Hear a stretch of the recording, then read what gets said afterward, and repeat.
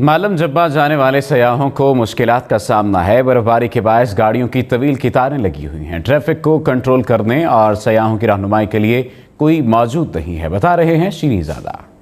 मैं मालम जब्बा में मौजूद हूँ, लेकिन बदकिस्मती से बहुत बड़ी तादाद में सयाह जो है ना या खुशकिस्मती से आ रहे हैं, लेकिन इंतज़ामिया की तरफ से ट्रैफिक को कंट्रोल करने या उनको गाइड करने के लिए यहाँ पर कोई मौजूद नहीं है।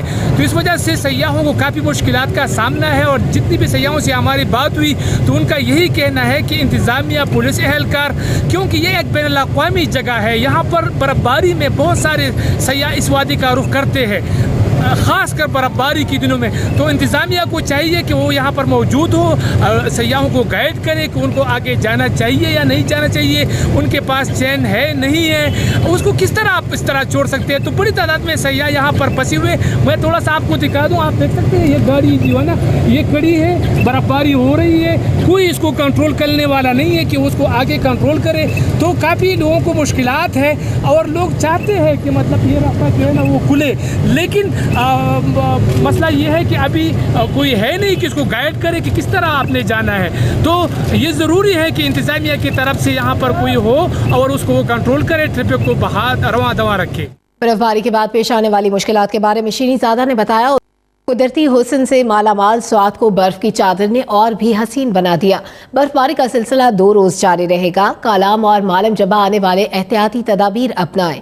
गिलगित बल्तिस्तान में बर्फबारी का 30 साल पुराना रिकॉर्ड टूट गया। स्वात के सरसब्ज पहाड़ सफेद रंग में रंग गए।